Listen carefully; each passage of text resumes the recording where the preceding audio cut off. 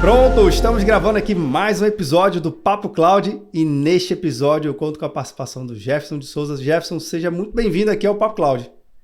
Obrigado, Vinícius. Um prazer enorme estar aqui. Sempre bom conversar e trocar ideias com quem gosta de ideias. Então, é uma honra estar aqui com você. A honra é toda nossa, Jefferson, principalmente pela sua bagagem, pela sua experiência de mercado. Eu acho que faz tudo a ver aqui e a conexão com nossa audiência, né? Para quem está vendo ou nos ouvindo, o Jefferson é até difícil de apresentar. Professor, palestrante, consultor empresarial, um cara que já fez de tudo muito e muito voltado à área de negócio, que eu acho que é o bem legal aqui também. Então eu falei assim, poxa, por que não trazer o Jefferson para tentar clarificar um pouquinho do que acontece nos bastidores, dentro da tomada de decisão dos gestores, porque às vezes a gente sabe que determinada solução é importante, mas a decisão foi para um caminho diferente e como é que essas coisas são tomadas, esquerda, direita, para cima, para baixo, sim ou não, investir ou não investir. Mas enfim, o Jefferson vai nos ajudar a explicar um pouquinho, mas eu queria que você pudesse, professor, se apresentar um pouquinho, contando a sua trajetória e carreira para o pessoal aqui te conhecer, por favor. Legal, obrigado pelo espaço. A minha trajetória, eu começo como jornalista. Eu sou jornalista de formação e um jornalista que virou gestor. Legal. Essas loucuras da vida, com 23 anos, eu virei chefe de redação de uma afiliada da TV Globo. 23 para 24 anos, tinha sido formado fazia pouco mais de 2 anos e virei chefe de redação de uma empresa que, enfim, tem um nível de exigência muito grande, um nível de qualidade muito grande e uma responsabilidade enorme, né? E a partir dali construí minha carreira como gestor, né? Jornalista gestor, gerindo jornalistas, né? Num ambiente hostil, que é um ambiente de redação de TV, que tem assim, desafios tremendos. A gente 2 jornais todos os dias, de segunda a sábado, ao meio-dia e à noite, e uma loucura, e equipe, um ambiente tenso. Então isso eu acho que me forjou a compreender um pouco do ser humano, porque eu acho que esse é um ambiente extremamente humano, com todas as suas idiosincrasias, com todas as suas dicotomias, com todas as suas... com toda essa riqueza que envolve o ser humano, né, em momentos tensos, sobretudo, né? São momentos emocionais que surgem todos os dias. E aí eu acho que eu aprendi bastante com as pessoas. A partir daí, fiz uma carreira de 20 anos como gestor executivo de TV. Ao sair, me deparo com um parceiro meu, que é o Luciano Salamacha, que é um grande consultor também. E o Luciano me chamou, vamos fazer alguma coisa e tal. E aí a gente começa a trabalhar, trabalhamos em livros, trabalhamos em outros projetos, e surge um MBA de Neurociência Aplicada à Tomada de Decisão. Uma ideia do Luciano e tal, e ele me chamou, vamos viabilizar isso aqui, não sei o quê, e me chamou para ser um coordenador adjunto. E a gente botou em pé, e aí já estamos aí com 7 turmas formadas, praticamente, e uma experiência incrível, porque daí eu me apaixono pela neurociência, né? E isso traz para mim uma amplitude, um horizonte novo, e é o que eu estou apaixonado hoje. Hoje eu dou aula na Fundação Getúlio Vargas, nessa área de neurobusiness, dou aula na ESIC Internacional, que é onde a gente tem um MBA de tomada de decisão, neurociência aplicada à tomada de decisão. E aí a minha carreira hoje tá por aí, né? Nas aulas, nas consultorias e nos treinamentos de comunicação, que eu acho que é das habilidades humanas mais importantes para a atualidade, né?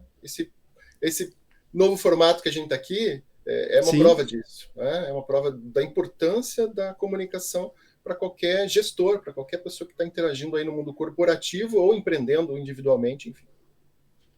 E a tua bagagem, acho que mais do que comprova que a comunicação em si, ela mudou e vem mudando e vem se adaptando conforme os anos se passam, as tecnologias surgem e as interações entre os seres humanos, né? Ela também vão tendo que se adaptar, às vezes pela distância, né? A gente, por exemplo, para viabilizar esse bate-papo aqui, a gente está usando todo o poder computacional que tem da internet, da computação em nuvem, que a gente não faz a menor ideia, essencialmente, como é que tudo funciona, mas nos conecta. É uma forma também de se conectar. Agora, professor, como é que você falou muito na questão da neurociência? Tenta explicar aqui para a gente, né? O que de fato é a neurociência e como isso faz sentido para a gestão dos negócios. Então, quando a gente fala em neurociência, as pessoas imaginam já, né, um laboratório, e, enfim. Sim, a origem é essa mesma. A origem é essa mesma, porque a neurociência ela nasce justamente do estudo do cérebro. E a humanidade está interessada no estudo do cérebro, de como é que funciona isso, desde Hipócrates, que é o pai da medicina, Sim, né? Há muito tempo. Já se dissecavam os cérebros, abriam para ver o que tinha lá dentro, né, e tentar buscar um entendimento.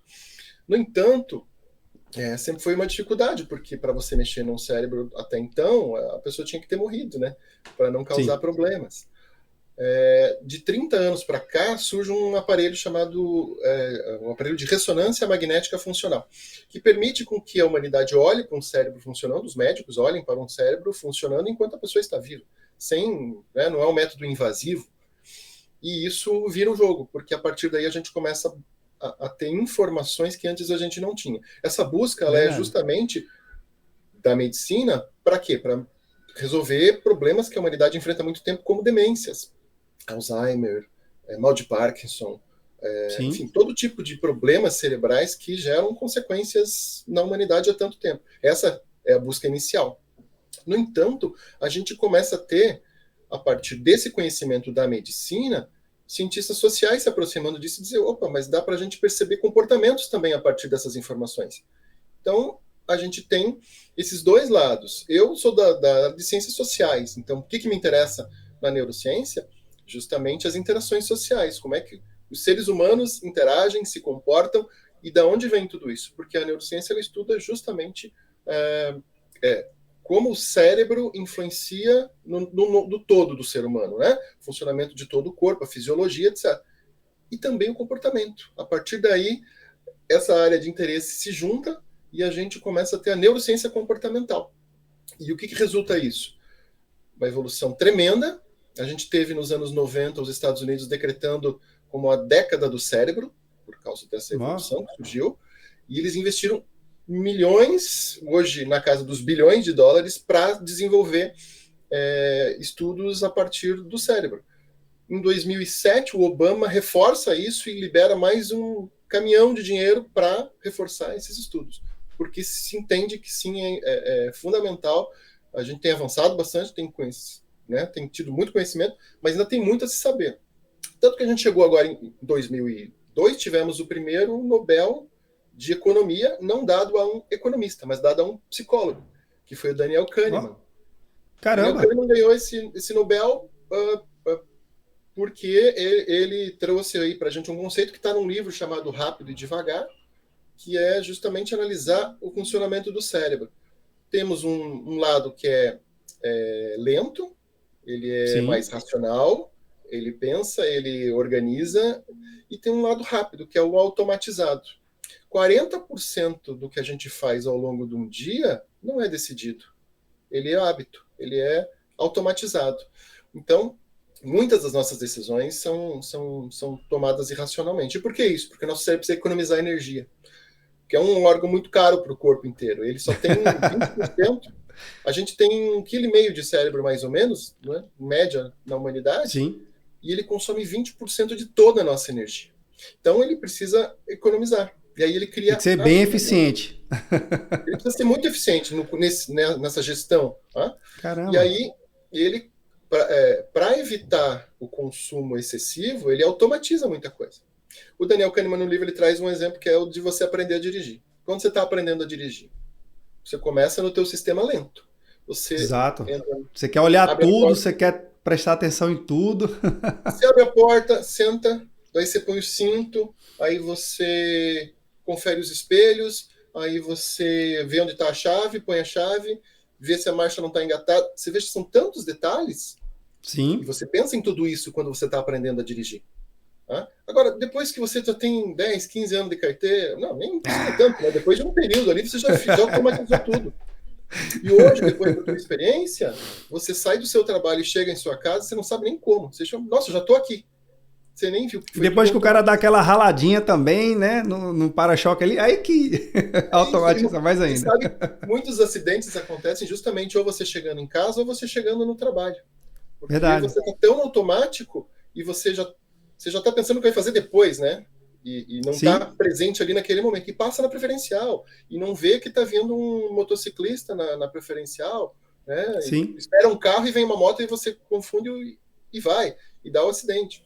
Então, olha a importância disso, né? E como isso funciona na vida da gente. Então, a gente tem o sistema rápido e o sistema lento, rápido e devagar, por isso que o nome do livro é esse.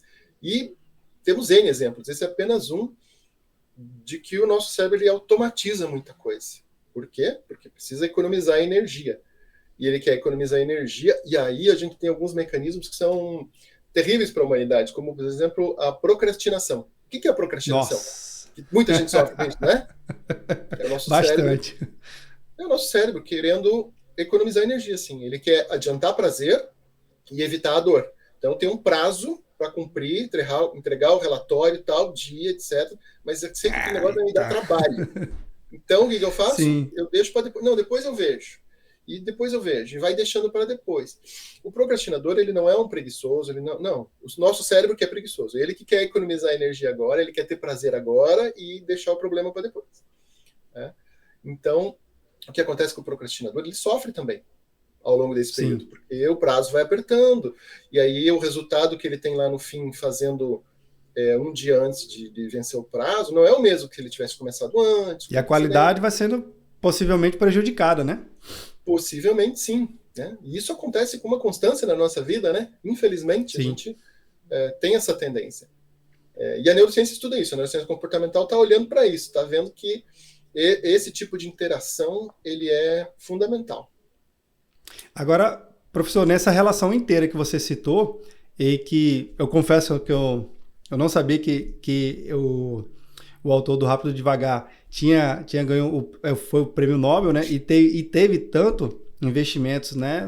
Tanto na década dos Estados Unidos, que você citou também, mas a gente pode dizer então que teremos e temos gestores procrastinadores e também gestores que estão ali na dúvida se vai fazer agora, se vai tomar uma decisão agora ou não. A gente tem esse tipo de gestor? Temos, né? Temos os dois. O padrão normal do humano é deixar para depois as decisões difíceis. É sempre acreditar que depois a gente resolve. Né? Quanto mais difícil a decisão, né, eu tento afastá-la de mim um pouco para que eu possa ganhar tempo, para que eu possa tentar me organizar. Mas isso, obviamente, a gente sabe que tem consequências. Então, como a gente falou, todo esse investimento e tudo isso, ele foi focado muito em medicina, mas também em comportamento. O comportamento, ele está sendo transformado, digamos, pelas novas tecnologias, como você trouxe aí para a gente, mais ou menos, né? Na Sim. verdade, o ser humano, ele é ser humano.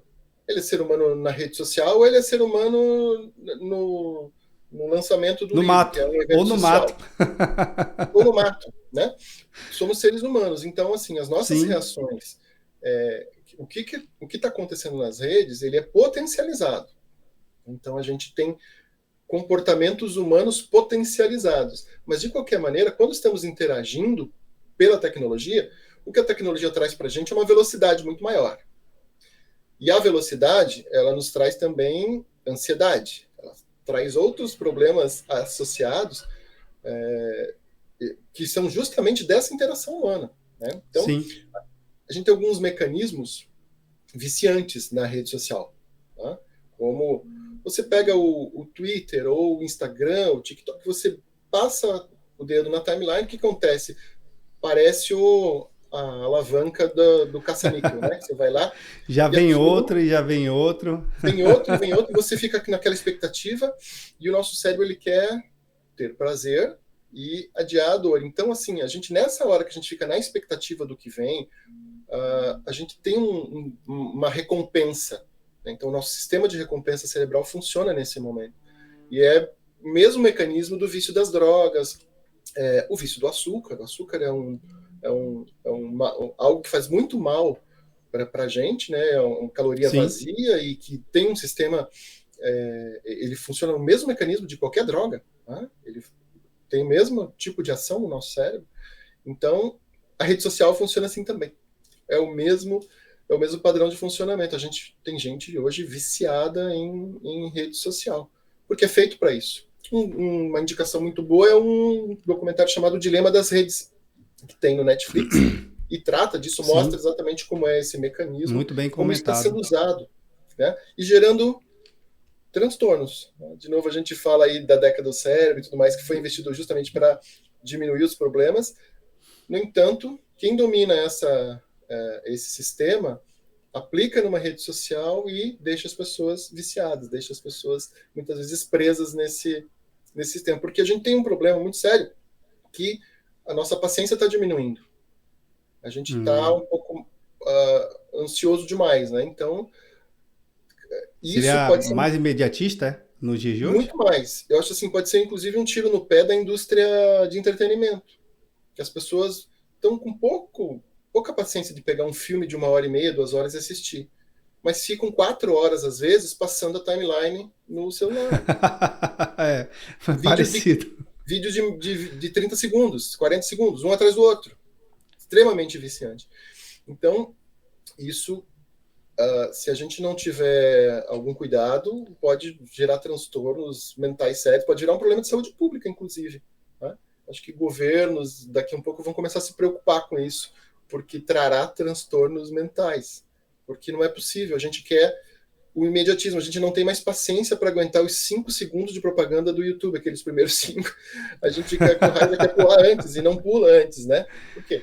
Eu digo a minhas filhas, de pequenininhas, de 6 e 3 anos, ela, papai, comercial. Eu falei, gente, assim, já houve época que televisão não dá, óbvio, não dá nem para passar na televisão, mas comerciais assim longuíssimos, de 20, 15 minutos de comercial entre uma programação, um bloco e o outro.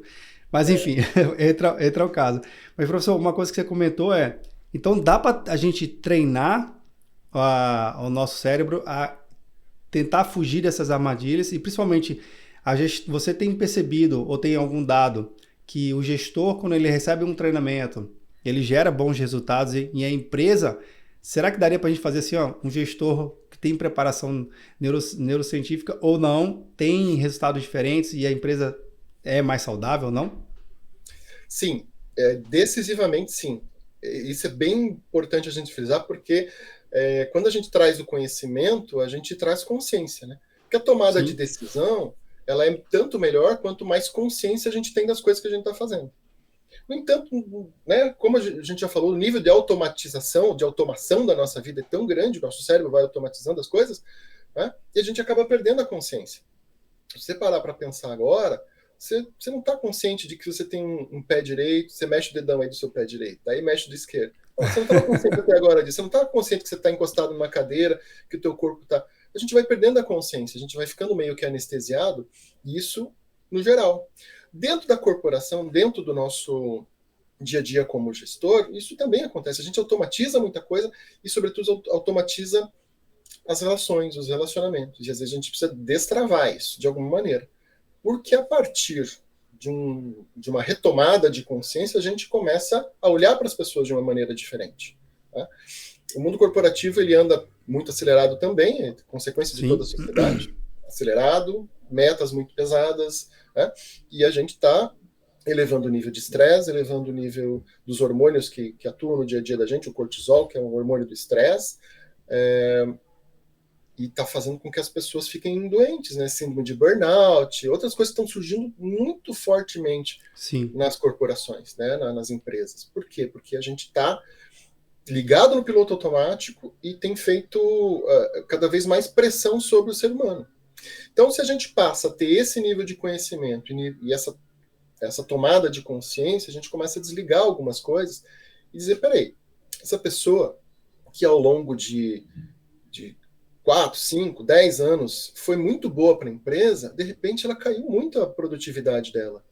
Ela já não está Por tão que boa será? quanto ela era. O que aconteceu? Desaprendeu o trabalho? Não. Alguma outra. Tá desmotivado, né? Às vezes o pessoal fala, né? Isso aí perdeu a vontade perdeu a motivação, não está mais afim, cansou de trabalhar. Às vezes não é isso. Às vezes é um outro tipo de problema e a gente precisa estar muito ligado. O que pode estar acontecendo com essa pessoa? Ela pode não estar dormindo direito. Sono é Olha das aí. coisas mais importantes para o ser humano. Você ter pelo menos ali 8 horas de sono tranquilas, adequadas, ao longo da noite, Isso faz toda a diferença. Quem não dorme direito à noite, no dia seguinte se alimenta mal. A pessoa busca alimentos gordurosos, alimentos que deem mais prazer, sabe? Coisas que vão engordar, que vão... E vira um ciclo, né? É um Sim, ciclo verdade. vicioso. Verdade. Né? E pessoas muito estressadas no ambiente de trabalho também tendem a buscar prazer em outras coisas. Bebida, alcoólica, drogas, enfim, outras coisas que vão tirar desse momento tenso e estressante. Isso está tendo muitas consequências, sabe? Então a gente precisa parar, observar e cuidar das pessoas, porque elas são o maior. Isso meio que virou um chavão no mundo corporativo, né? As pessoas são mesmo. Sem Sim. pessoas não tem empresa, não tem negócio. Não tem Né? isso aqui, um mínimo Não disso tem aqui. nada. Né? O mundo que a gente vive, a sociedade que a gente construiu, ela é feita por pessoas, e aí a gente precisa cuidar das pessoas. E se a gente quer que um negócio vá bem, as pessoas precisam ir bem, Sim, necessariamente. Todos têm que estar bem. Claro que não é possível você estar 100% bem o tempo inteiro, mas a gente, ao longo do tempo, tem que ter essa percepção e ver e fazer os ajustes. Tá? O que está faltando aqui para que a gente atinja o resultado mais facilmente, respeitando as pessoas, respeitando os seus limites, respeitando as suas entregas e sabendo que as pessoas têm diferenças, né? Que elas são sem dúvida. elas têm contribuições diferentes dentro de um mesmo processo. E às vezes a pessoa está trabalhando no horário errado. Nós temos um ciclo circadiano que dá conta de como a gente produz. Tem gente que produz muito bem logo cedo de manhã. Tem gente que, se você chama para uma reunião às 8 da manhã, ela não vai render nada, porque ela só vai acordar depois das 10. Ela não, E, olha, e às vezes um pouco mais. às vezes um pouco mais. Tem gente que o ideal seria a pessoa entrar no trabalho às 11 e sair mais tarde. Né? Mas nós temos aí 3 tipos básicos aí, né, dentro desse processo de horário de trabalho. Tem os mais noturnos, tem os diurnos, tem os madrugadores, tem de tudo. Só que aí a gente quer colocar todo mundo na mesma vala. Né? Sim, Então a gente tem que acha um horário intermediário que atenda todos aqui para que a reunião renda. Né? Porque você trazer uma pessoa que é noturna para fazer uma reunião às 7 da manhã, não vai dar certo. Essa pessoa não vai não vai colaborar, não funcionar. vai render. E não é culpa dela, é uma característica biológica dessa pessoa. Então a gente Sim, precisa voltar a olhar as pessoas como seres biológicos. Acho que isso não é algo muito comum, né, no meio corporativo. A gente se olha como profissional. Não, você é o cara da engenharia, então você funciona assim. Você só como profissional. Não, ser humano. O ser humano ele é muito. Tem um livro chamado Previsivelmente Irracional, que é do Dan Ariely, que é um americano, e chama Previsivelmente Irracional, porque nós somos, de uma maneira geral, nós temos as nossas irracionalidades e elas sim, são previsíveis do ponto de vista humano a partir do momento que a gente trata as pessoas como seres biológicos. A gente sabe que determinadas pessoas, se você fala uma palavra um pouco atravessada, ela vai reagir, ela vai explodir. Tem pessoas que você já tem essa noção. Tem gente que tem um nível de verdade. consciência sobre isso e ela manipula. Ela usa disso. Ela quer ver o que eu vou fazer com esse cara? E ela vai e joga isso que o cara cai. Né? Nossa, E reage. tem isso também. Isso tem consequências, né?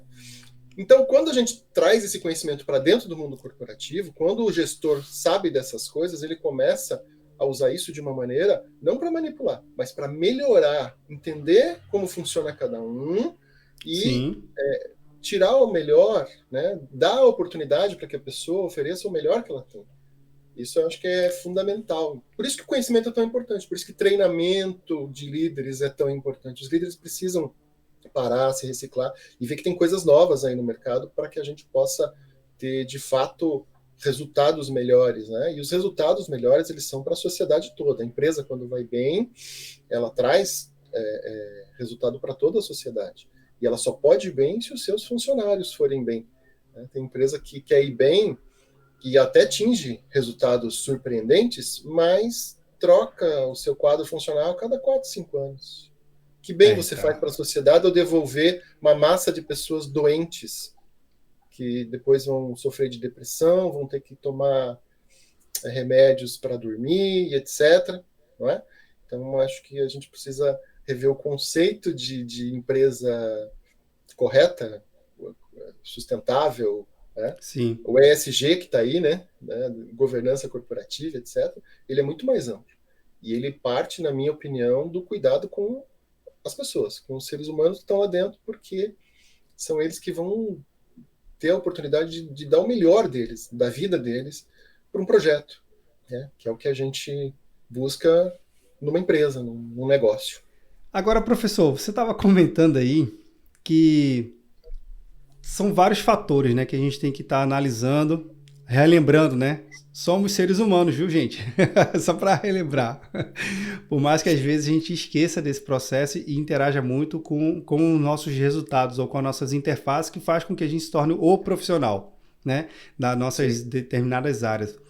Agora, a gente não pode escapar que a tecnologia, ela faz parte do ambiente corporativo e as novas gerações, né, que estão chegando, dos profissionais, dos gestores, também tem que saber utilizar e se envolver muito. Eu vejo hoje quase uma simbiose entre uma empresa e a tecnologia. É difícil você olhar para um modelo de negócio ou para um segmento inteiro e falar, ali não tem nenhum tipo de tecnologia, é o mais manual possível. Eu acho que nem tricô e crochê é feito de forma como era antigamente. Você tem algum recurso, algum apoio tecnológico, né? A revistinha, agora você vê numa revista digital, no aplicativo, no passo a passo, enfim, tudo mudou, né? Mas tentando trazer esse exemplo bem simplório aqui para um ambiente mais corporativo, você vê que essas novas tecnologias, elas estão ajudando ou estão afastando, ou não, a gente está no momento muito ideal de aproveitar tudo que está surgindo e melhorar nossas relações. Como é que você vê e tem visto isso no mundo corporativo? Eu vejo que a tecnologia ela sempre foi aliada do homem, né, da humanidade. A gente Sim. tem a tecnologia justamente para dar esses saltos, e a gente tem dado esses saltos. Claro que, às vezes, nesses saltos a gente tem alguns percalços, mas... E alguns tropeços. mas alguns tropeços acontecem, né? Eu vejo, por exemplo, essa questão das redes sociais assim, dessa maneira. A gente tem a questão da inteligência artificial, enfim, das máquinas, dos algoritmos, né, que aprendem com o comportamento das pessoas. Isso tudo tem vantagens, mas também tem desvantagens, né? Se a gente parar para pensar que, de repente, essa automação toda e essa busca de padrões, né, de seres humanos e tal, de comportamento, ela pode nos levar a erros. Um exemplo, Jefferson, pega aí a rede social em que a gente digita no Google uma pesquisa de algo que a gente quer e, de repente, a gente começa a receber um bombardeio de Sim. notícias, de anúncios daquilo que a gente buscou. Às Né? vezes Por não um lado precisa é nem bom. digitar, né? Só falar e o negócio já está aparecendo. Exatamente. Você só falou, captou lá no microfone, o Google já vai apresentar para você, já vai mandar anúncio direcionado. Ok. Isso mudou o jogo da publicidade, né? Fez com que a publicidade fosse muito mais assertiva. Ela vai na veia, ela vai no desejo da pessoa. Claro, às vezes você já comprou um negócio e continua vindo para você lá. Isso é um problema. Mas eu digo quando, por exemplo, o algoritmo ele fica buscando padrão e ele quer mostrar aquilo que a pessoa tem de interesse, ou aquilo que ela entende que determinado perfil de pessoas vai buscar, enfim. Aí eu penso numa pessoa, num jovem negro da periferia que está se formando em direito. Né? Algo que pode acontecer, mas que não é padrão. E aí o escritório mais famoso da cidade está procurando um estagiário e bota lá na sua rede. Esse jovem negro da periferia não vai receber, porque jovens negros da periferia não trabalham em escritórios, normalmente em escritórios grandes de advocacia. Uma menina, filha de caminhoneiro, que quer ser caminhoneira, não vai receber o anúncio de uma super empresa de transporte que está contratando novos motoristas para a sua frota. Por quê? Porque ela não está no padrão.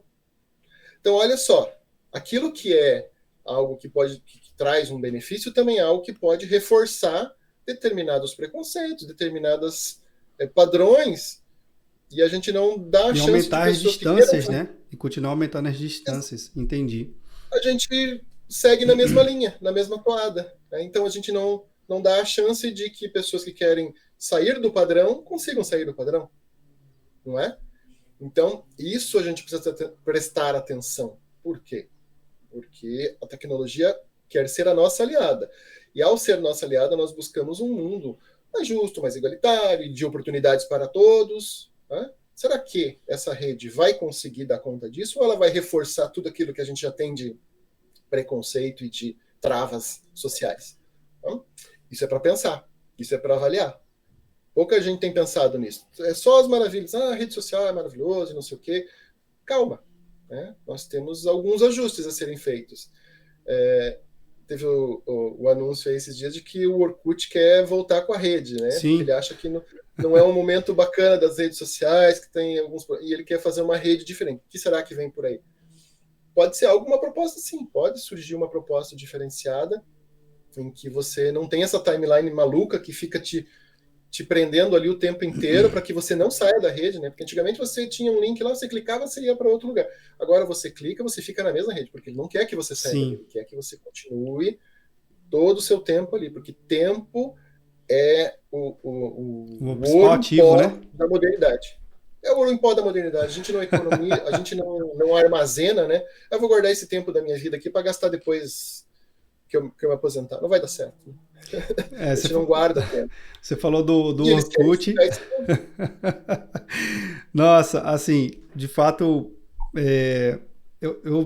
eu tenho minha certa desconfiança em relação ao Orkut querer voltar, pelo um princípio básico, né? Porque o usuário de hoje, ele adquiriu o comportamento de hoje, não hoje, mas sim como uma evolução desde o Orkut. Vamos colocar o Orkut como a rede social que consolidou.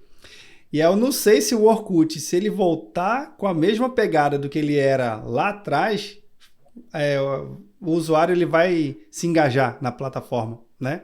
Enfim, eu tenho uma mais desconfiança porque o usuário de hoje é um usuário diferente da plataforma de antigamente, do Orkut, e como a gente usava o Orkut não é a mesma forma como a gente usa as redes hoje. Então, assim, de certa forma, estou esperançoso para ver a plataforma voltar, se ela voltar, e ver como isso tudo vai ser combinado com as relações de hoje, né? Então, assim, cena dos próximos capítulos. Eu também estou curioso. Também vai ser um experimento social bem interessante para poder estar acompanhando e vivenciando também com esse... Enfim, será que ele vai surgir da Fênix, né? Do fogo de novo, lá o Orkut? Bem, não sei, vamos ver. Novos memes vão surgir, isso é fato. Legal, mas ainda falando dessa história de tecnologia, assim, ônus e bônus, né? A gente sempre tem isso. E tem coisas incríveis acontecendo no mundo, né? Por exemplo, na China tem cabines em que você entra, paga $10, mais ou menos, equivalente a $10, e com uma gota de sangue você sai com um exame com 800 parâmetros. Nossa. É algo inimaginável. Sim. É algo que vai transformar a medicina de alguma maneira. A gente tem hoje robôs que escrevem notícias. Sim. Né? Então, algumas redes de TV ou sites de notícia, os dados chegam e o robô escreve um texto. É algo bom ou ruim? Não sei, né? Cadê o ser humano, né? Cadê a emoção do texto? Cadê a visão, a percepção? Mas, de fato, é algo que torna as coisas mais fluidas de alguma maneira, mais rápidas. Sem dúvida. Mas, de alguma maneira, desumaniza. Então, a gente tem que estar sempre de olho nisso, né? Nessa conta. Né? Economicamente muito boa, mas, de repente, para a humanidade isso está sendo legal? Né? Ponderar, né? Tem que ponderar sempre. Exato. Será que faz sentido? Exato. Você citou o caso da saúde, né? Eu acho que a saúde, pelo todo mundo que já passou aqui do Papo Cloud, e quando vem algum especialista nesse segmento, é notório que a saúde ela se beneficia muito pelo estudo dos padrões e a descoberta dos padrões, né? Seja através de um desenvolvimento de uma nova molécula ou de uma nova droga que vai beneficiar um tratamento psicológico, como você mesmo citou, né? Então, os padrões para a saúde, isso beneficia bastante e acelera muito. A saúde moderna, de fato, ela é incomparável com a saúde de 10 a 15 anos atrás. Isso a Sem dúvida. tecnologia prova que se encaixar daqui, nesse contexto, é positivo, pisa fundo e vai com tudo. Para outros, né, que você mesmo citou, né, professor? Para outros aí a gente tem que ir com mais calma, mais parcimônia para poder tomar a decisão mais correta, não é isso? É isso aí, tem que avaliar, tem que perceber e ter sempre o ser humano como perspectiva. Sim. Acho que essa é a nossa é a nossa visão mais importante, olhar para o ser humano, com suas dificuldades, com suas interações sociais, afinal de contas, a gente vive muito pouco, né? Eu acho que nós passamos aqui na nossa terra, em média, 80 anos, para quem vive bem, ou 90, Sim. né? É muito rápido, e acho que a gente precisa olhar para as pessoas de uma maneira extremamente humana mesmo, né? E fazer com que todas as interações, sejam elas as interações pessoais, sociais, corporativas, elas tenham essa medida, né? Sem E esse dúvida. cuidado. E você falou na palavra rápido, nosso bate-papo aqui passou super rápido, né? Mas, professor, eu tenho uma última pergunta aqui que eu faço, que cria o pano de Joia. fundo aqui do nosso episódio, né? Do nosso Papo Cloud como um todo.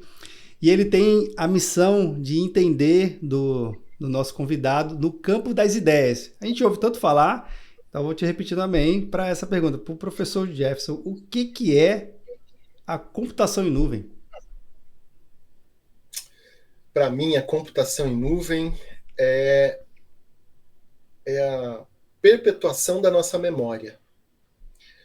Eu vejo que o ser humano, a gente tem dificuldades, sabe? A gente cria falsas memórias muitas vezes no nosso cérebro, porque é muita coisa que envolve, a gente precisa, no nosso processo de crescimento, com o passar do tempo, a gente vai se livrando de algumas coisas, né? Vai abrindo espaço aqui na nossa memória, e às vezes a gente fica com algumas impressões equivocadas sobre o passado.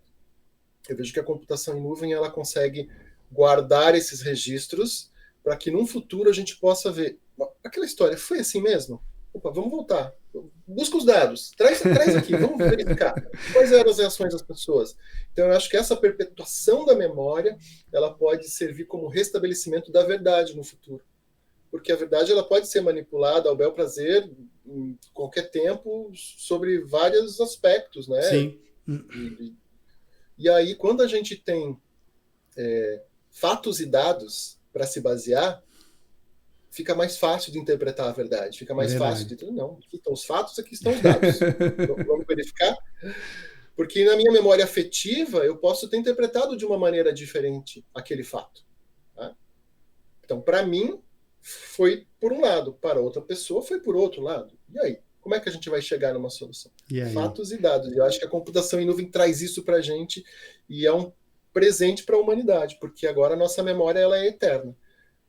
Bacana. Está aí para que a gente possa consultá-la e restabelecer a verdade sempre que necessário. Bem, eu já adianto que foi uma das respostas mais fora da curva aqui, que a gente já ouviu até agora do episódio do Papo Cloud. Obrigado por compartilhar essa tua visão. Professor, eu adorei o bate-papo, adorei a visita. Venha mais vezes e a porta aqui é aberta para a gente poder voltar a falar sobre esses temas que eu acho que faz tanto sentido para a nossa sociedade e para esse mundo corporativo tão conectado, enfim, tão misturado que a gente tem hoje. Obrigado pela participação aqui e até a próxima.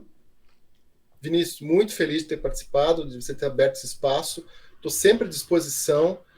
Sempre que você precisar, estarei aqui, porque o papo foi muito bacana e acho que a gente tem, enfim, uma infinidade de coisas ainda para ser tratada, porque esse mundo não é fácil, hein? Não é. Esse mundo, ele é complexo e acho que a gente precisa, de fato, pensar sobre ele. Olhar para o que está acontecendo, para o que pode acontecer e pensar no que a gente precisa fazer no hoje, né? Hoje. Que atitudes hoje para que o futuro seja melhor. Maravilha. O ser humano ele tem uma capacidade de vislumbrar o futuro, né? A gente começou isso quando saiu da caverna, conseguiu dominar a tecnologia do fogo e sentou em volta do fogo para contar histórias, para pensar no futuro. E acho que a gente precisa fazer esse exercício sempre, né? Sentar aqui nessa nossa fogueira, pensar, trazer as ideias e ver como é que a gente chega lá melhor do que a gente está hoje. Porque para chegar lá melhor do que a gente é hoje, as atitudes são hoje. Então, obrigado por esse espaço, obrigado pelo carinho aí. Um grande abraço para você, Vinícius. Um abraço forte. E eu finalizo aqui até citando, o professor citou aqui a questão da fogueira, e tem um cantor aqui na região Nordeste, Chico Sainz, infelizmente já falecido, mas ele tem uma frase bastante icônica, né? Um passo à frente, você não está mais no mesmo lugar. Bem, agradeço muito quem está acompanhando, vendo, nos ouvindo aqui no nosso episódio. Obrigado pela sua participação e audiência. Esse bate-papo não termina por aqui, a gente continua discutindo lá no grupo do Papo Cloud Makers. Link na descrição para facilitar aqui a sua experiência. E aí, tá na nuvem? Legal!